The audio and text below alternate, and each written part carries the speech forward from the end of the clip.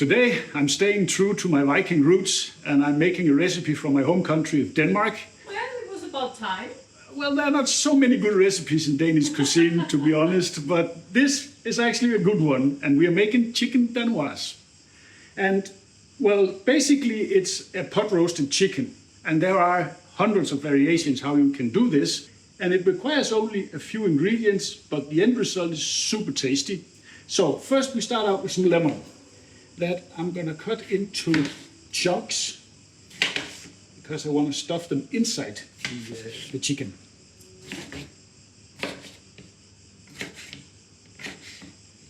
I'm gonna put them here in a little bowl. I'll show you why.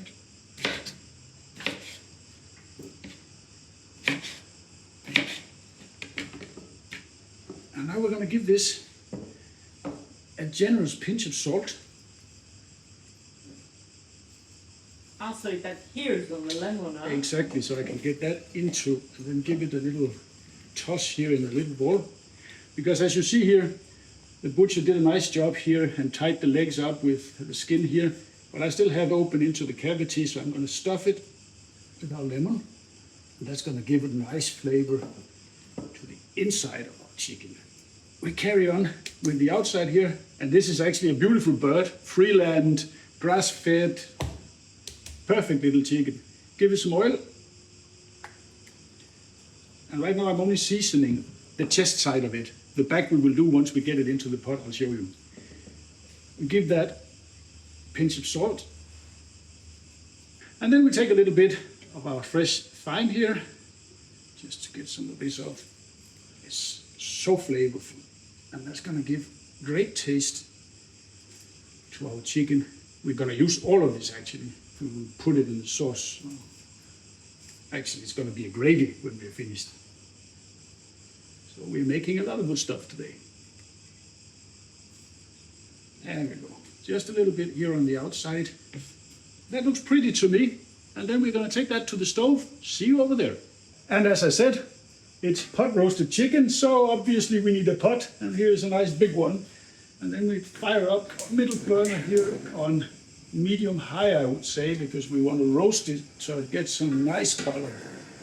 And in we go with 5-6 tablespoons of clarified butter. There's a link down below how to make that, because that has a nice high smoke point, and that means that we don't burn and we don't get over the smoke point, so we don't get any burnt flavors. It's excellent. It has actually the same smoke point as avocado oil. Then we take our bird and we put her in breast side down. And this is a little bit of an involved process because we will have to move her around until she gets good browning on all sides. So it needs a little bit of love. And while the front side is getting some nice browning, we are going to give some attention to the back side here with salt and pepper. Much easier to do here in the pot than if you would have done it over on the table. So just make it easier for yourself. Nice, perfect. And then we wait a little bit.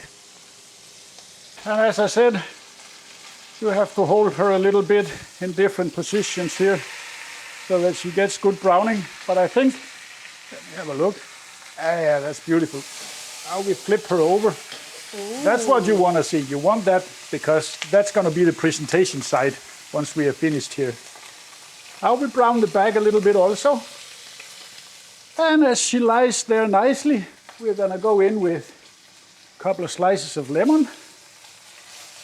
I want them just to fry for 20-30 seconds just to release some of the essential oils there. And then we're going to give it some white wine. And I'm not sure how much, not exact measurement here.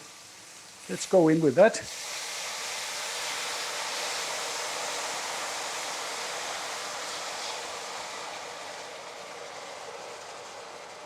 That looks about right. That's half a bottle. About. Let's say there is a little bit left over for the chef. And then half a liter of chicken broth for now. We might add some more. we will add see as we need, yeah. as we need exactly. But what you don't want to submerge the bird. You want to have a layer of that sauce in the bottom that will later create our gravy.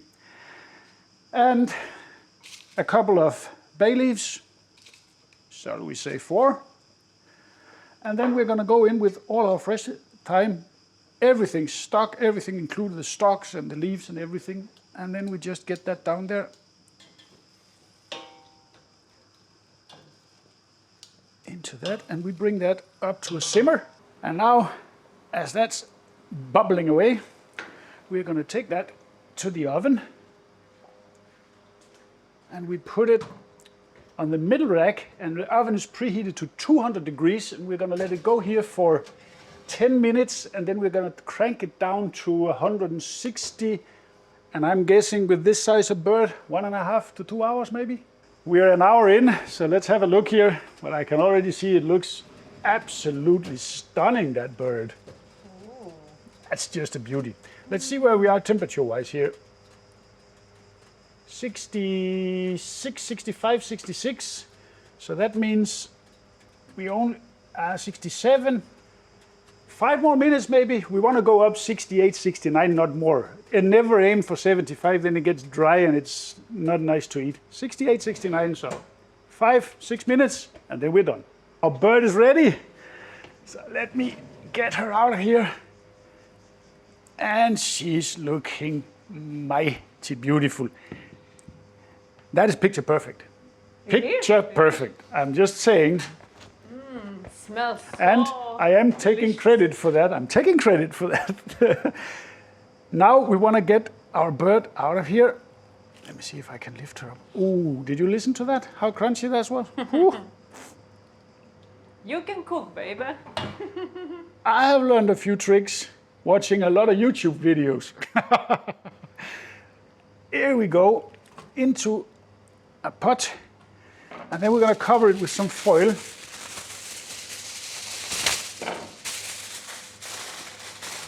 Ooh, this smells good.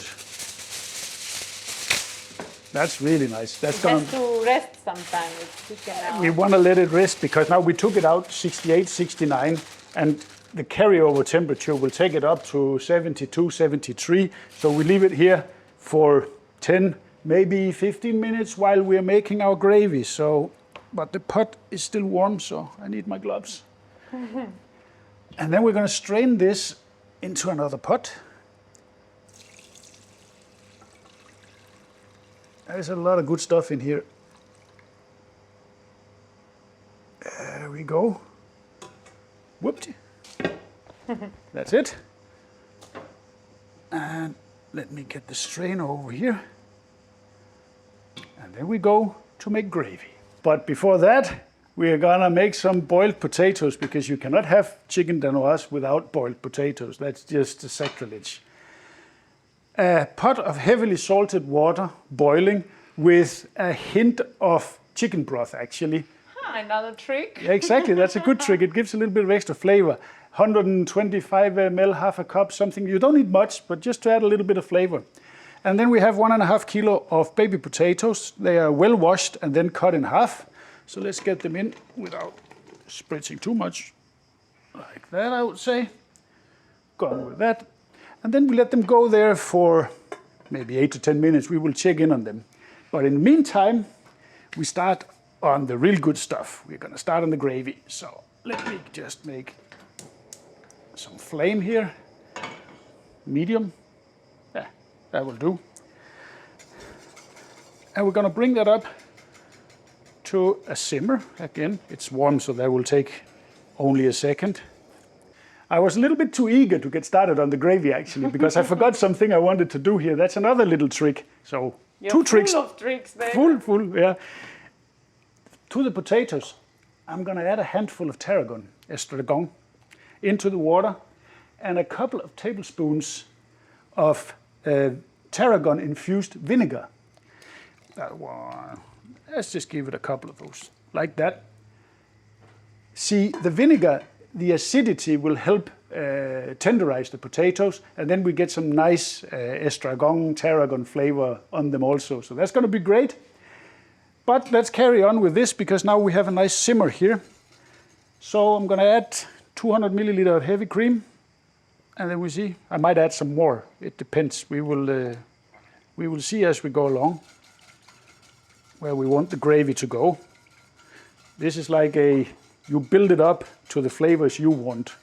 So whisk it around, and then we're going to thicken it in a little bit, but I want this to emulsify first. This is starting to look good here, but we want to give this some thickening. I have here a tablespoon of tapioca starch. You can use cornstarch if that's what you have, but tapioca is actually, pro tip, it's much better.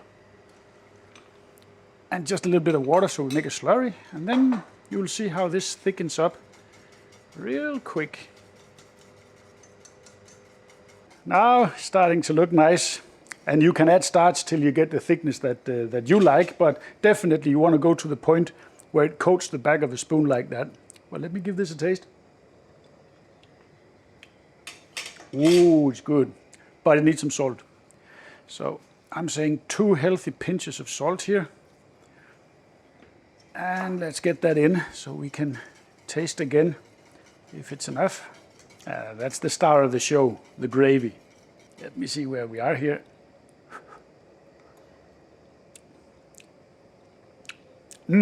That's perfect. So now we just wait a couple of minutes for the potatoes, and then we're ready to plate this up. That's definitely picture perfect. That's for sure, and this will crown any dinner table. That's an absolute. I mean, just look at it. Yeah, but looks ain't everything. That's true. So let's give it a taste here. Let me get some chicken, and I want one of the good potatoes here. And then I want to dunk it in some of our gravy, because that is, after all, always the best. You don't have gravy, you don't have chicken danoise. That's just how it is.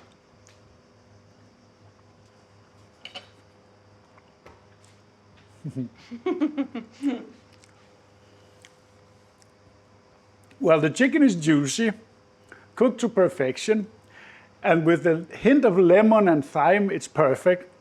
The potatoes, with a little bit of tarragon in the water, you have no idea how much that means to baby potatoes. It just gives them a little bit of extra. You guess they will be, what is that? Because they're just better. And the gravy, well, I don't even know how to go into that, because, I mean, I could eat it with a spoon. So, give it a shot.